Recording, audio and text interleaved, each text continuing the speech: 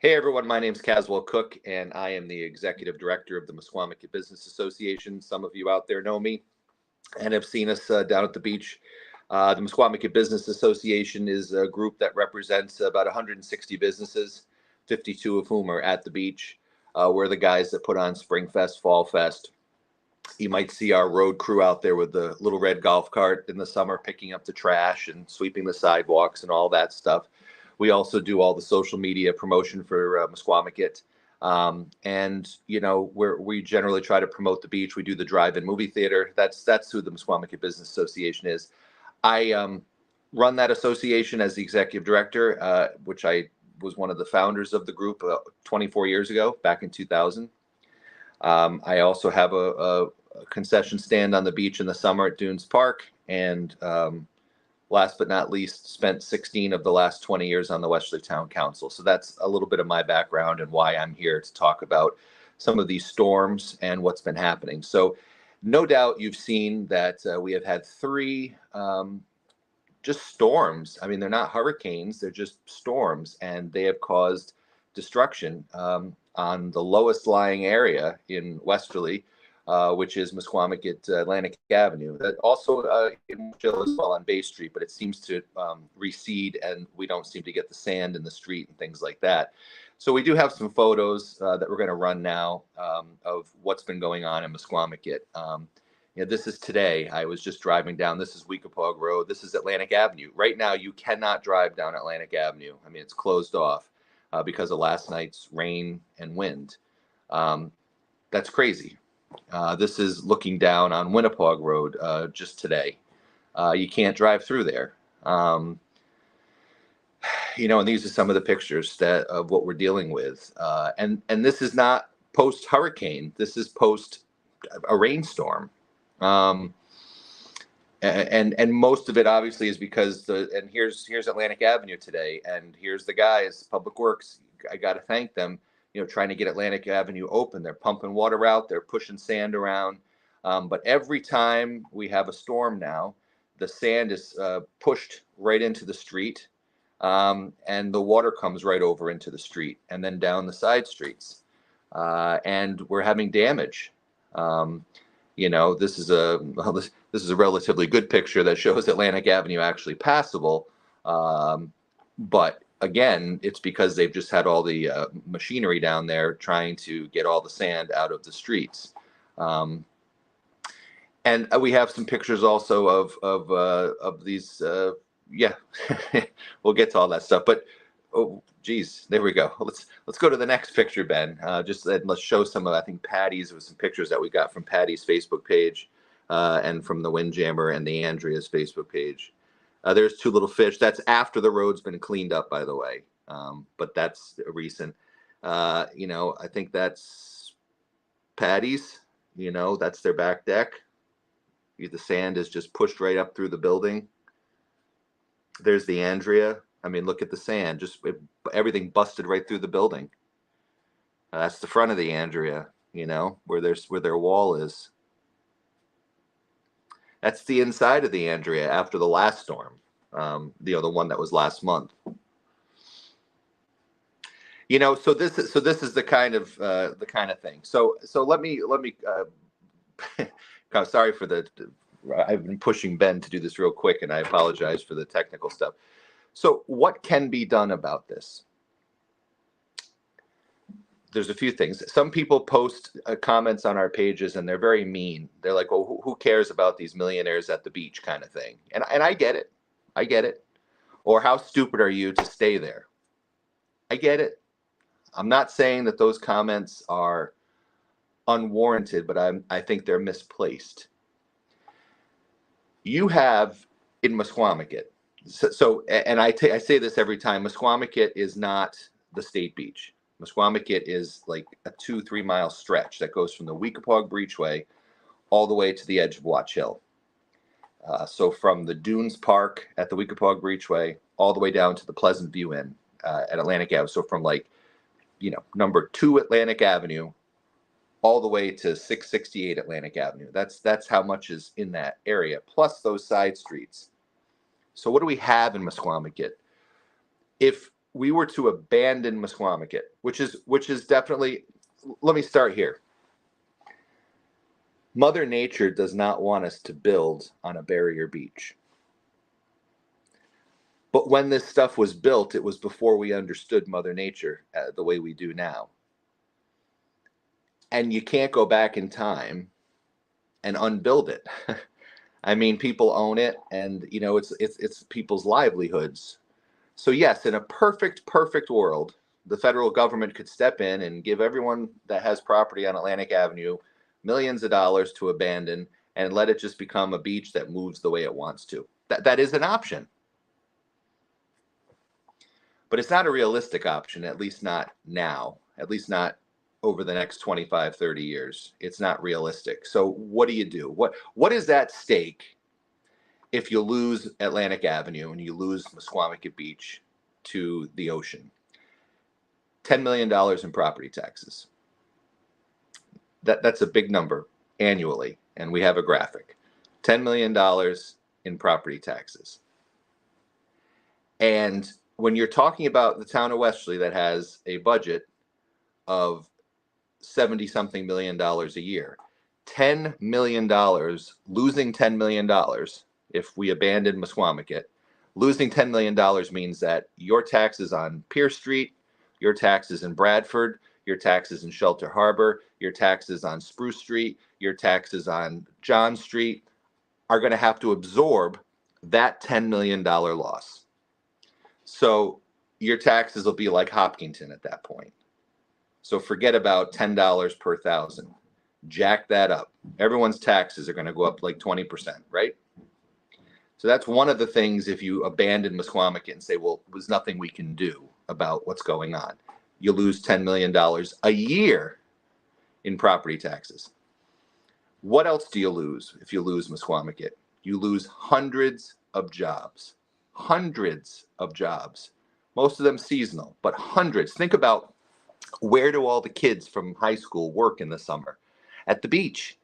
You know, there's like 50 kids working at the town beach. There's like 100 of them working at the Windjammer, Patty's, the Andrea, the Pleasant View. God, I don't know how big their staff is with all the hotel and the kitchen and the people doing the, you know, from the front desk staff to the lifeguards.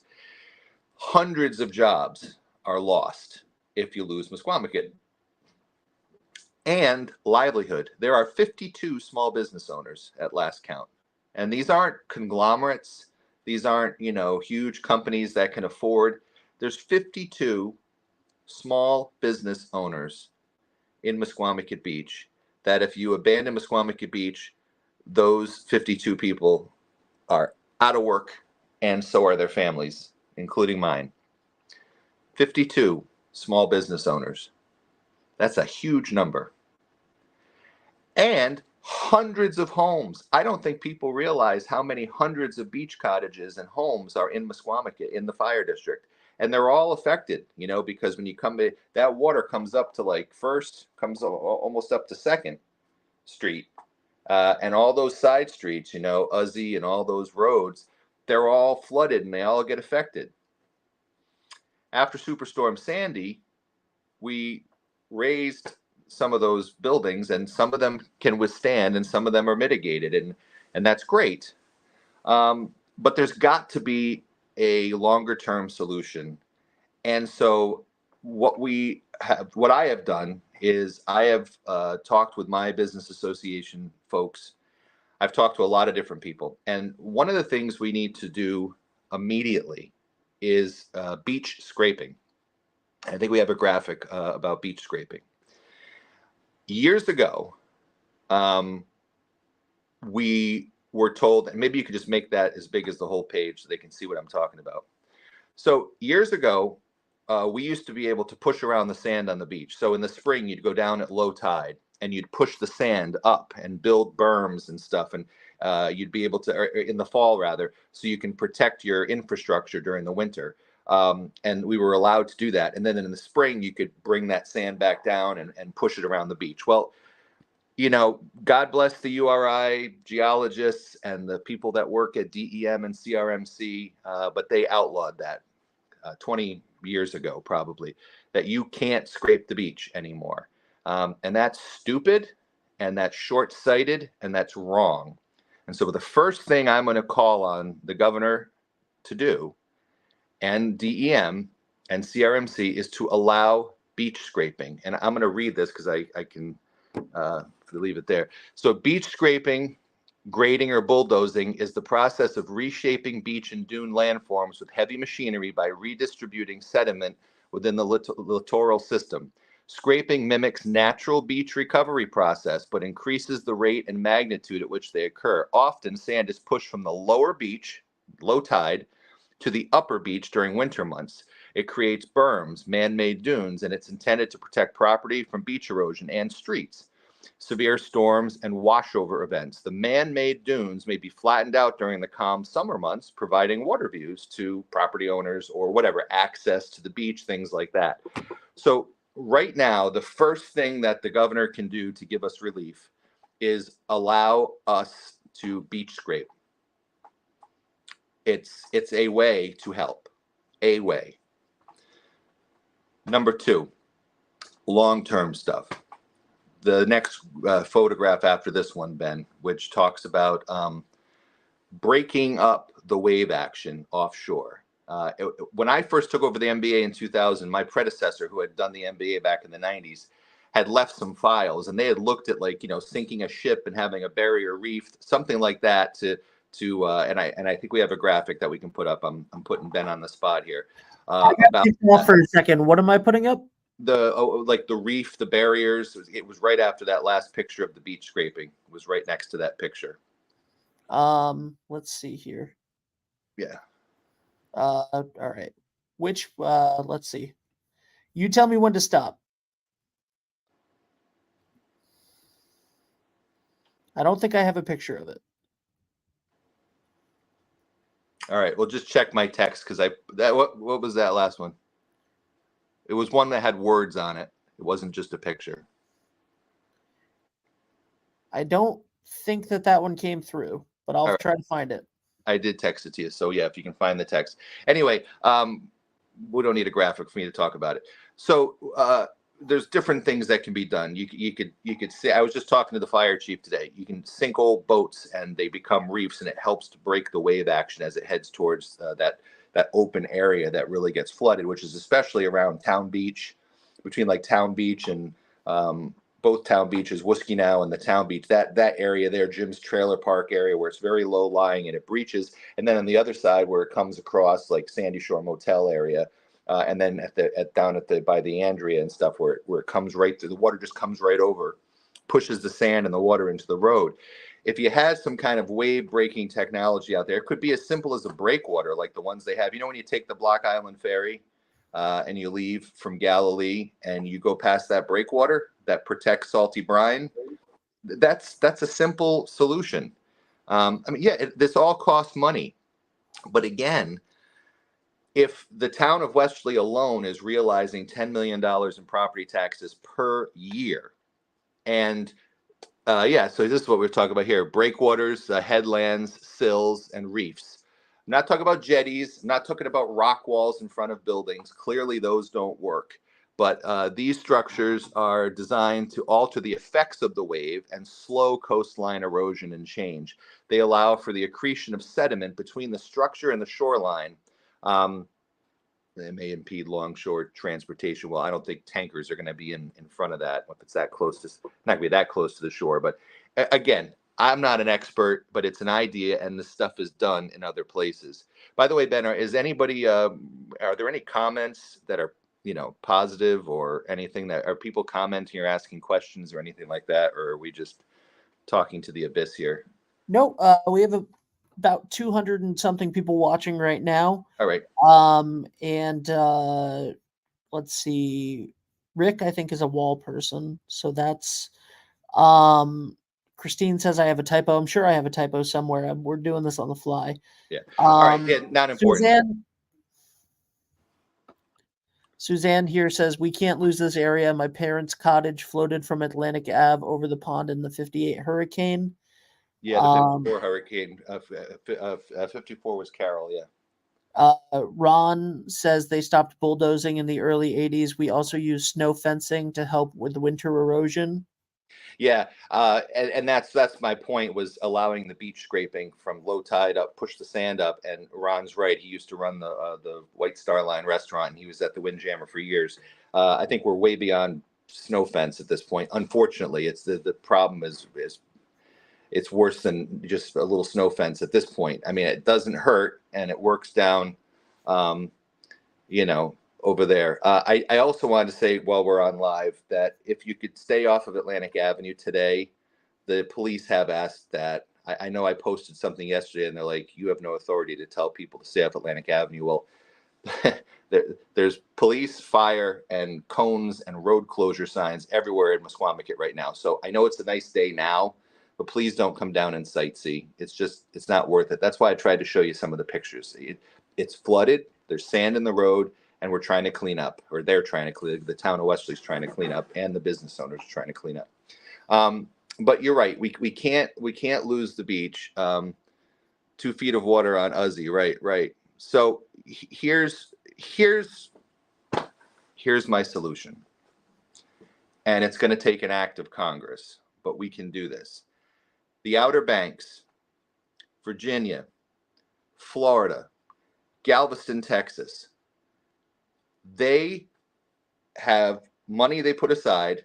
It's a combination of local, state, and federal, and they have beach nourishment programs. And the more space you can put between the ocean and the infrastructure, the more you're likely to withstand these storms. I mean, you're not going to withstand a Category 5, but a simple winter storm should not be causing us to have to plow out the entire Atlantic Avenue. So I have a couple videos I want to show you. Nothing that I've come up with, just I Googled. And we have one video, I think it's from Virginia, about what they're doing to save their infrastructure. Because once again, we built in a place that Mother Nature wants to move naturally, but we're at a point where if we let it get moved, or let it, just let it go, we're losing millions of dollars, hundreds of jobs, hundreds of homes, and dozens of businesses. So I'm going to say to you, I'm not ready at this point to abandon Mesquamaket. So I'd like to show, Ben, if we could, the first of the two videos. The first video, which we're going to start at about 1 minute and 30 seconds. And I want you to see what they did in Virginia. And they do this every 5 years. And I think it costs something like $14 million. I'm going to tell you how we can pay for this, by the way, afterwards. So let's roll that video. I believe this is the right one. Air availability, since we're not their only customer. Yep. Every 5 to 7 years, it becomes necessary to replenish the sand, which is where we are now. To do this project ahead of this year's hurricane season and when contractors are available, it had to be now. The replenishment work will widen the shoreline to 300 feet and raise the beach to 9 feet above sea level. When it is complete, the resort beach will have 1.4 million cubic yards of sand added to it. That's enough to fill 2 billion large coffee cups from Starbucks. So what does all this sand do? Well, the primary function of a wide beach is to protect oceanfront infrastructure from a hurricane. The more space we can create between the ocean and the buildings and roadways, the more likely we are to withstand storm flooding. Crews are working in 1,000-foot sections from 15th Street headed north to 70th Street. Each section takes about 2 to 3 days to complete, with work taking place 24/7. The work is temporary and will ensure our beach is around for years to come and our infrastructure is protected. In fact, this kind of work doesn't just happen along the resort area. The city will have replenished all of our beaches from Sandbridge through Chesapeake Beach over a 2-year period by the spring of 2020. This has never been done in the history of the city. So you might wonder, what would it look like if we just let nature to run its course? Well, look no farther than the Ash Wednesday storm of 1962, when our resort area beach was 80 to 100 feet at its widest. A storm pounded our shores for nearly 36 hours before it left the area. In the end, the seawall, which also serves as our boardwalk, had been breached in several areas, resulting in damage to the boardwalk, along with more damage or destruction of property along our shoreline. Similarly, a hurricane or nor'easter could inflict the same damage. Since 2003, it's estimated that these replenishment efforts have averted $430 million in storm damage compared to the $20.2 million local dollars invested in the resort area. Put simply, inaction is more costly than taking action. In essence, the seawall protects the infrastructure behind it, and the sand keeps the water from overwhelming the seawall. Fortifying our beach just as we head into hurricane season is important to our city and the businesses that are dependent upon this resource. For more information about the Beach Replenishment Project and to track its progress, click on the Beach Replenishment article on our website, vbgov.com/VB411. And Now there's a proactive city that's taking action. There's the numbers, 20 million for that particular project. I don't think ours would be as big as that. That looks way bigger of an area. That's a city or a town. But 20 million to protect 430 million in infrastructure. The problem that we have in the state of Rhode Island is that, number one, they won't let you scrape the sand and put berms up. They'll let you truck it in, though. Isn't that weird? You can pay to truck in sand, which is really expensive, but you can't push the sand up from low tide. So I immediately, as I said, call on DEM and CRMC to change that ASAP. Governor McKee, I've sent him messages. I've talked to him about it. He understands. Got to change that. And you also have to change their thinking at CRMC and DEM from this mindset of no, which is, I get it. Nobody wants to lose their job. Nobody wants to go out on a limb. But we're not reinventing the wheel here. These are things that other places are doing. They're pumping the sand on the beach. Now, we had a little dredge project, cost a few $2 million, pump sand across the street from the pond, but they would only put it on the state beach. They wouldn't put. How does that help if you have this little section of Misquamicut goes way out into the ocean and nothing on the rest of it? You got to do the whole thing. The whole thing. I don't care who it's in front of, especially now with the new law that says the public has 10 feet above high tide mark. By the way, you put beach back and then homeowners and the public would stop bitching at each other and arguing, because right now there's the water is right up against the back of people's houses. So where are the public going to walk? So create more beach, bury people in sand, figuratively, not literally. And that argument's going to go away too, because the people walking are going to be way down by the water. We need more beach. Where is the sand? The sand is right offshore. It is right offshore. If you go up in an airplane or take a drone, you can see the sand, and it just needs to be pumped on the beach. So the next and final video that I've got is a project where they bring in a boat and they pump the sand from offshore onto the beach. Let's watch how that's happening. This is what I propose we do here.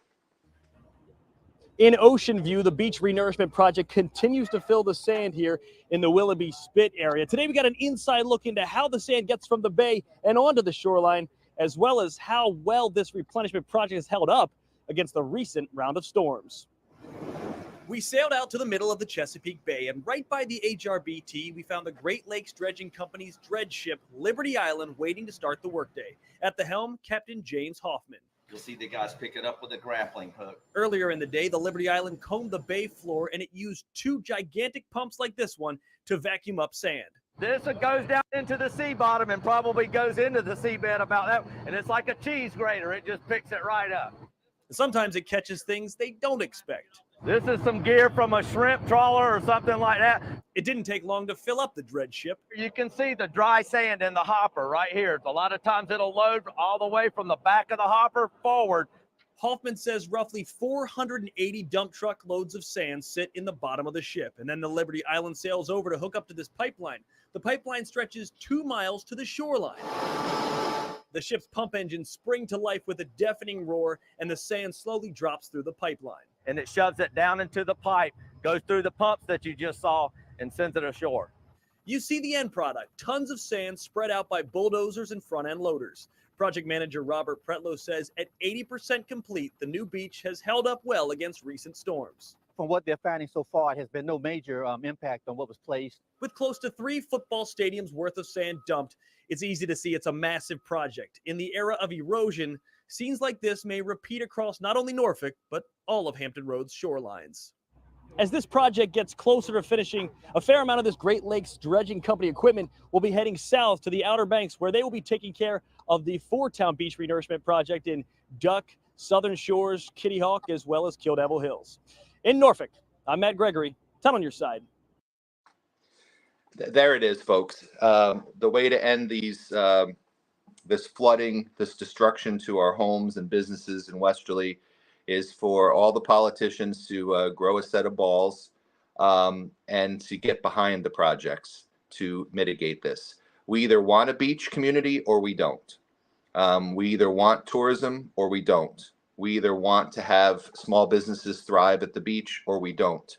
We either want businesses at the beach or we don't.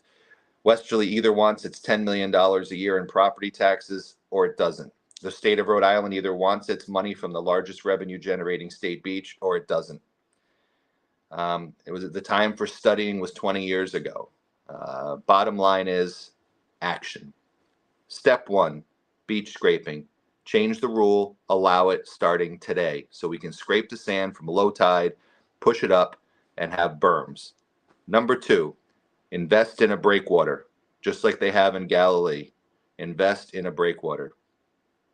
Number three, replenish the beach with offshore dredging. Now, how do we pay for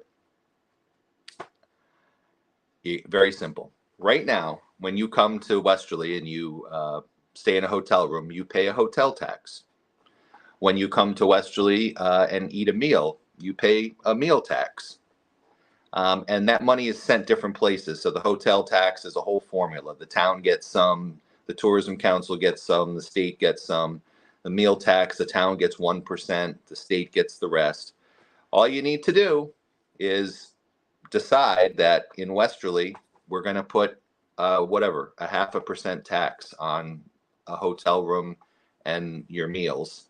And that money gets put in a lockbox, so that every 5 years you've got your $10 million to do the project. I mean, I don't know how to, any simpler than that. I mean, obviously we can get matching funds from the federal government, things like that. I mean, sure. But we have to have enough money as seed money to be able to match that. So when I worked on the dredge project of Winnapaug Pond, we had a small amount of money, maybe $100,000 from the town, and maybe something like $500,000 from the state, and then a couple million that Senator Reed brought. And I think that was kind of, I'm definitely generalizing, but that was kind of how the project happened. But it was just too small and it wasn't enough. A couple $1 million is not going to do it. We're talking, this is between the beach replenishment and some kind of a breakwater, you're talking $20-30 million. But it's going to protect hundreds of millions of dollars of infrastructure. And it's going to protect millions of dollars in revenue and $10 million annually in property taxes that the rest of Westerly doesn't have to pay. And if we form a business improvement district or a tourism business improvement district, look them up, TBIDs. Missoula, Montana, I think, was one of the places that started them. Look up business improvement districts, and there's legislation to do that. And you can have your own tax on your own business improvement district on a product. It doesn't have to be a hotel. It doesn't have to be food. It could be something else. But those are the things that most tourists come and use, the hotel and buy food or whatever.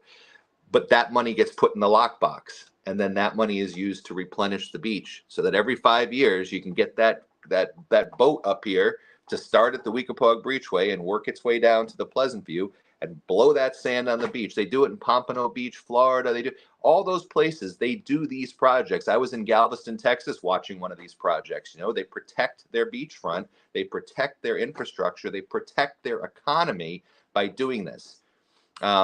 So that's where I'm going to start. And I'm going to go to the town council because I'm not on it right now. And I'm going to explain this to them. I'm going to explain this to the governor. I'm going to talk to Terry Gray from DEM. I'm going to talk to whoever they got at CRMC. I'm going to keep on our state reps and senator. And we're just going to push because we can't keep dealing with what's happening and we can't abandon. And if you want to abandon, you're going to have to buy everybody out and it's going to cost you way more money to do that. So let's protect our natural resource and let's create more beach like they do everywhere else. Ben, I don't know if there's any comments or people had any questions that I could answer before I get off here. let me know if there is. I'm sure there's a ton of negativity as well, but we'll see. What are the drawbacks of scraping environmentally? Can't be any worse than what's happening now. I mean, you think about that. I mean, they're going to tell you, oh, you can't do it. It's bad for, like, you know, the plankton. Well, the sand's getting taken by the sea and put in the street, and then they're taking the stuff out of the street with probably salt and crap in it and putting it right back on the beach. So it doesn't make any sense. You're like creating an extra step. If you could just push the damn sand up and build the berm, you're going to protect it from going into the street. So either way, whether you do it with a bulldozer or whether Mother Nature moves the sand's getting moved. It would just make a hell of a lot more sense to be able to beach scrape.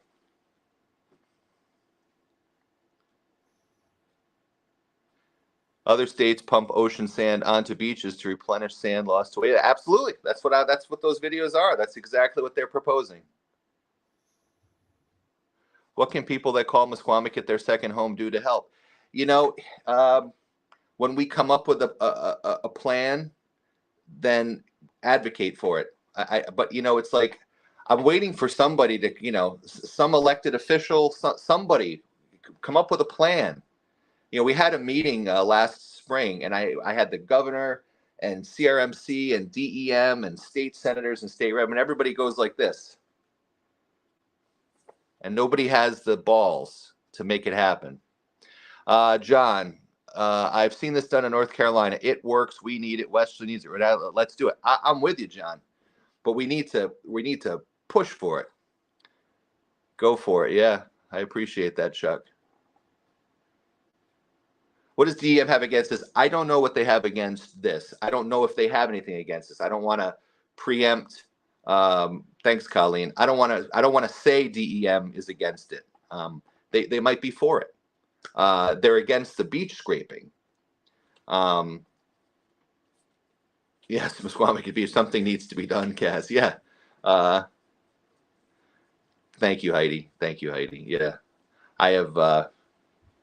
I've been feeling a little down the past couple months, not just because of this beach stuff. I've just had a bad few months with a lot of stuff going on in my life, and so it's nice to hear the feedback. I appreciate that. All right, Lenny. One thing about tax lockbox, you have to control the money as everyone likes to reach in the box, do it. Okay, so, and that's a perfect example. So George Tattersall, who used to run the Mesquamaket Business Association before Charles, who owns the Windjammer. By the way, Charles wanted me to remind you that a lot of these businesses are multi-generation. I mean, you take the Andrea, you take, you know, the Windjammer, places like that. These places were built long before the owners today were even alive. I mean, I think if Charles built the Windjammer today, he'd probably move it back a little and put it up on pilings, but you can't do that now. You know what I'm saying? You can't move a building like that at this point in time. It's you know, it's either going into the sea or we got to do something to protect the whole stretch of beach. Some places, you know, like after Superstorm Sandy, we were able to lift up the town beach pavilion and move it back a little bit. I mean, you can do some retreating. You know, some places went mobile, you know, like Sam's Snack Bar. I mean, and where that can happen, that's great. But, it, you know, it can't happen with everybody's house. It can't happen with everybody's business. So you got to protect that infrastructure, protect that street, protect that pump system we put in that we spent millions of dollars on. You know, we should be thinking about protecting not only the homes and the businesses, but the town's infrastructure, you know. Now, I forgot what that last question was. Will breakwater ruin surfing? Maybe. And, you know, if surfing is more important than people's homes and livelihoods, okay. And I don't know that it would. I'm not saying it would. I don't have an answer for your question. But I would hate to see like a bunch of surfers picketing and saying, don't save the beach. I think we'd have to figure out a compromise there or whatever. And also, you're not going to have a breakwater that's going to go along all of 3 miles, whatever. What's that last question, Ben? I didn't see it. Kaz, what about the federal level or grant? Yeah, I mean, it's all there, but there's got to be a plan, and I just can't find anybody that has a plan. And so I'm just going to make up the plan with my people. I mean, Anybody can Google. I just don't know where these people are. It's like, dude, do you see? Do you care? Do you care that this is going on in your town? You will care if you live in Uptown Westerly when your taxes go up because they don't pay their bills at the beach anymore. That's when I guess you'll care. I'm trying to not let it get to that point where you're going to lose $10 million a year. I think of it, out of a $70 million budget, $10 million is a big amount of money, man. That's a huge amount of money that you're going to have to make up. I didn't see what Dave Capucci wrote. CRMC is supposed to help businesses and residents come up with solutions, not just to say no to requests. And I'm not saying that they are saying no to the dredging situation. They have said no to the beach scraping. They just we just don't do that anymore. And what I found with the state is this: all wonderful people.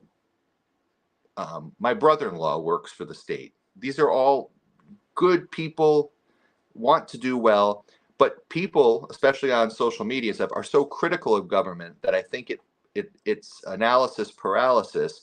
And if I'm the head of some, like a DEM type of an organization, I'm going to always err on the side of caution. I'm not going to stick my neck out because it's my job that's on the line and maybe my people's job that's on the line. So I get it. Everything is cross the T's, dot the I. At this point in time, I don't have a lot of T's or I's to cross and dot anymore. You got to do something. Charles, Squamish needs beach replenishment product badly. As the owner of the Windjammer and the president of the NBA, this is something that we are standing behind very strongly. Myself, my family business have suffered big losses over the years from storms. I'm currently cleaning up right now from today, not just the other day. We've been hit back to back. We need to be able to protect ourselves and protect our business, protect our homes, and protect. Yeah, absolutely, I agree. And again, I'm gonna just rephrase this because too many times they say, "Well, you're the one that has a business at the beach."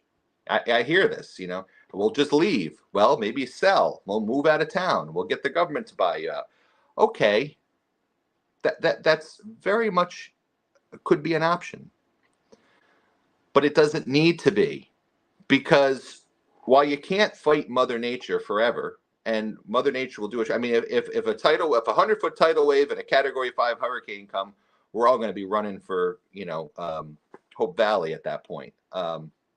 But realistically, if you just look at what they do in Kill Devil Hills, if you look at what they do in Galveston, if you look at what they do in Pompano Beach, if you look at those 2 videos I just showed you, it's simple, it's several $1 million, and it protects hundreds of millions of dollars. So folks, it's 3 simple things that could be done, and it could be done in the next couple of years, but it just needs some political will.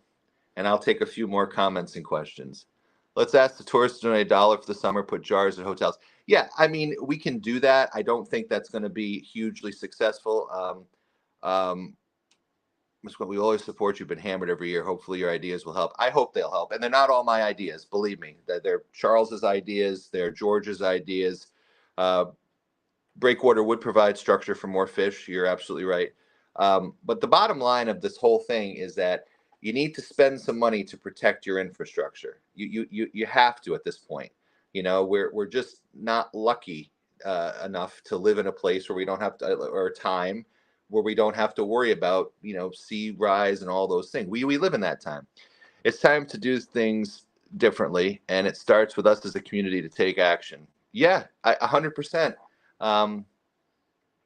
You're welcome, Missy. I'm gonna go Save the Beach concert. Yeah. So I'm just gonna bring up, so us sitting here by ourselves trying to raise money by having a few concerts or put out some donation buckets, it's not gonna get us the millions that are needed. What needs to happen is we need to form our business improvement district, and it could be town-wide, and that tax money has to be controlled by the business improvement district specifically for one thing and one thing only, and that is beach replenishment and renourishment, so that it cannot be used. It cannot be put into the general fund of the town of Westerly. It cannot be put into the state's general fund. It is a separate taxing authority, which, as I said, they do in Missoula, Montana. They do it in New York City in the form of business improvement districts, where that area, that geographic area, has a tax on whatever it is. Did someone just put hearts in? Taylor Swift, Save the Beach. Now Now you're talking. If Taylor wants to donate one night's worth of what she gets at Foxborough Stadium, or whatever they call it, Gillette Stadium, to fix our beach, we'll put the sand in front of her place too. That'd be great. Kaz, keep up the good work. Misquamicut, it's one of my favorite places in the world, and there's really nothing like it within hundreds of miles. There isn't, Mike. There isn't, and it's important. What about a 0.5% sales tax statewide for beach replenishment? You could. I just don't want to fight that fight. You know, when we had Superstorm Sandy and when we had this most recent storm, Chafee came down back then. McKee came this time. And I remember what Chafee said after Superstorm Sandy. Yeah, the cliff walk, I think, was busted up in Newport. There was a little damage in Narragansett, but he looked at Misquamicut Beach and said, this is our New Jersey. Because remember, New Jersey was really the whole shore. The problem is that there's not enough damage going on throughout the rest of the state of Rhode Island to make it a statewide call to action. That's the problem. Misquamicut is, for some reason, the worst hit anywhere in the state of Rhode Island when these storms come. And there's a number of reasons that happens. You know, right after Long Island, it just turns right in towards us when the storm's coming up the coast, the way we're low-lying, all that. Yeah, when I say Misquamicut, I mean everything. Misquamicut is a village. It's a fire district. It is not a state beach. So MFD, but that's another thing. Love Misquamicut Fire District, but you guys have to get on board. Your board of directors, you guys have to come and advocate for this. It can't just be the business association doing this. It has to be the fire district, and the fire district needs to be putting up some money too. Like for the, you know, the fire district should probably say, listen, we're going to pay for the study so that we have something to take to the politicians. I can't just show a couple of videos and say, this is what we need to do. We need discussions, we need studies, we need to pay somebody to go do this. I mean, what am I going to do? Spend my entire life going around having meetings with these people? Someone's got to be hired to do this. Yeah, Charles just agreed. You cover the whole thing, but someone's got to step forward. You see what I'm saying? Someone's got to come and say, this is the plan, and we got to start having something written up, but we got to pay for these things. You know, the town could step forward and pay for it and say, look, you know, I mean, the town, as a town, I've been on the council, we spend so much money on stupid shit over the years. And like, you know, they spend $100,000 to come up with a plan for schools and this, and you can't spend 25 grand to hire a consultant to come up with the plan, which plan would work given where we're located in the country. I know things are different here than in the Outer Banks or Galveston. There's different things that happen, so maybe not the same exact projects would work there. But these are the kind of things that need to be done. But someone's got to step forward. Someone's got to. So I'm putting it out there. Who's going to pick up the mantle and walk with us and get this done? Because we can't keep doing this anymore. Anyway, I have talked enough, and you know, I know there's going to be naysayers. I know there's going to be people that are going to have nasty things to say about the proposal. You're just helping rich people at the beach, all that bullshit. I get it. But without a beach, Westerly, Rhode Island would not be Westerly, Rhode Island. Wouldn't. And at some point, you need to put your money where your mouth is, and you need to protect the infrastructure. And it can be done without retreating and abandoning the whole place and losing hundreds of millions of dollars in revenue, jobs, homes, livelihoods. So let's make something happen. I'm going to go to the town council and show them some videos and try to get a committee going. I know committees suck. It's just the worst thing in the world to have committees. It's just death by committee. But someone's got to get in here and start punching. So I'll throw the first punch. Let's see if we can make something happen. Share this video if you're with me. Tell other people.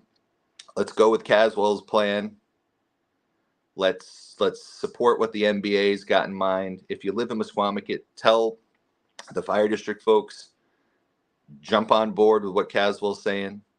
If you live in Westerly, talk to your town councilors, send them an email and say, get on board with what Caswell and the MBA and Charles and these people are coming up with. Get on board. Call the governor's office. Tell them to get on board. Call Victoria Gu, who's actually been the most helpful of anybody so far. Call Rep Azanaro and just say, guys, support beach replenishment, beach nourishment, breakwater. Yes, Heather, I'm with you. It is our town. And if you want access to the shore, We need a shore. So let's get it done. Who's with me? Give me some thumbs up. Give me some hearts. Give me some comments. Click that share button right now and share this video so it goes viral. Share it. And if someone's a douchebag and has negative things to say, tell them to stuff it.